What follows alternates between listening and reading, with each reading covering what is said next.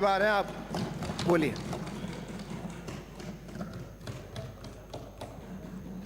ए वक्त जरा अदब से पेश आ, ए वक्त जरा अदब से पेश आ, वक्त नहीं लगता वक्त बदलने में। वक्त को थोड़ा वक्त दे दीजिए, वक्त आने पर वक्त बदल जाएगा।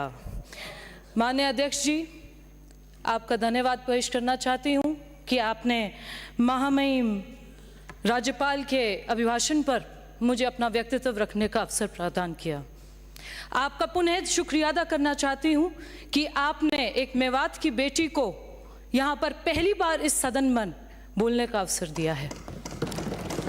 मैं कामा विधानसभा से आती हूँ, अपनी आवाम का, अपनी जनता का, सभी का शुक्रिया अदा करना चाहती हूँ जिन्होंने इस मेवात की बेटी पर अपना भरोसा जताया और राजस्थान की सर्वोच्च पंचायत में भेजकर मुझे अपनी आवाज़ बुलंद करने का मौका दिया है। अध्यक्ष जी, कई दिनों से तरह तरह का वाद विवाद सुन रहे हैं। एक बात हर बार सुनने में आती है कि ये अभिभाषण से हमारे विपक्ष के मौजूद साथीगण संतुष्ट नहीं है। संतुष्ट इसलिए नहीं है क्योंकि आपको 5 साल दिए गए आवाम की और जनता की सेवा करने के लिए, जिन्हों को आपने बेमिसाल 5 साल के नाम से इश्तिहार छाप दिए और एक एक वर्ग के साथ धोखा अफजाई कर दी। ऐसा कोई वर्ग नहीं है, राजस्थान का ऐसा कोई वर्ग नहीं है जिसके साथ आपने वादा खिलाफी ना की हो। काश्तकार हो, युवा साथी हो, दलित हो, महिलाएं हो, या ऐसा एक भी वर्ग नहीं है जिसके साथ आपने वादा खिलाफी ना की हो।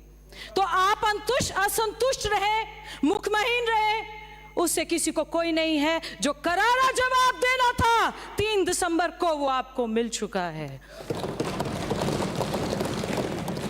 अध्यक्ष महोदय, एक बात और सुनने में आती है, इनको एक और शब्द पसंद नहीं है, डबल इंजन की सरकार।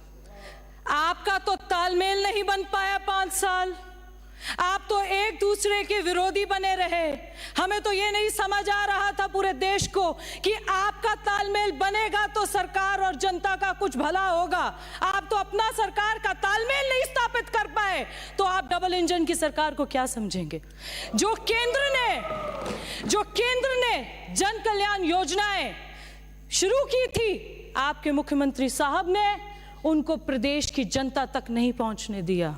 इसलिए नहीं पहुंचने दिया कि अगर पहुंचने देते तो जिस तरीके से देश आगे बढ़ रहा है, उस तरीके से राजस्थान प्रदेश भी आगे बढ़ जाता। पर नहीं, आप लोगों ने यह सोचा भ्रष्टाचार करेंगे। बड़ी चर्चा में रही आपकी सरकार, किस लिए? भ्रष्टाचार के लिए, बेरोजगारी के लिए, महिलाओं के साथ अत्याचार के लिए। मान्यवर, मैं मेवात जिले से आती हूँ। ब्रज कामा एक क्षेत्र ऐसा है जिसकी अपनी संस्कृति है, अपनी तहजीब है, अपनी एक ऐसा उसका कल्चर है जो सब जगह से, सब रूपियों से बनकर बनता है। जहाँ पर सूर्यमल, राजा सूरजमल की गौरवताएं हैं।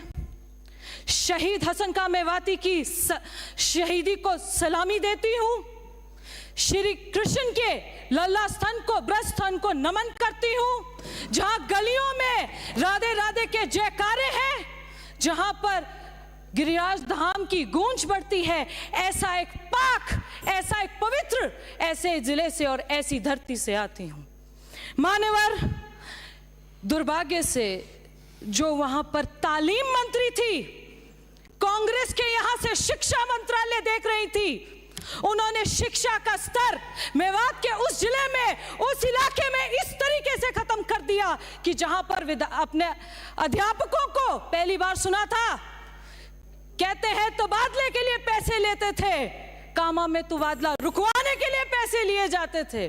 पहली दफा बोल रहे हैं, अभी शुरू किया, 2 मिनट लेंगे। समय की सीमा है मेरी, 4:55 बजे तक खत्म करना है, अभी बोलने वाले बहुत हैं।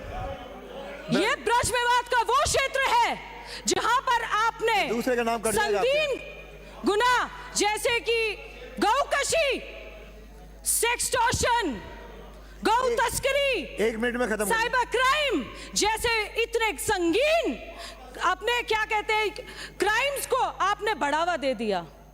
आपके वहां के सरकार में भरतपुर संभाग में 6 मंत्री थे और 6 के 6 में भ्रष्टाचार में डूब गए थे।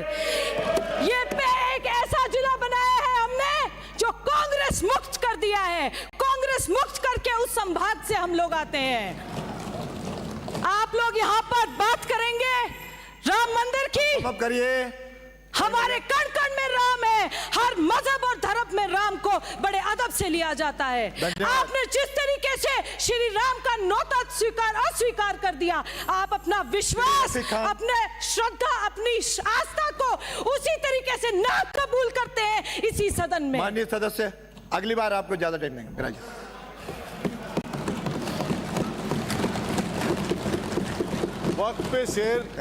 वक्त पे शेर पढ़ने वाले वक्त का ही उल्लंघन बोलिए, करते हैं। शुरू करें।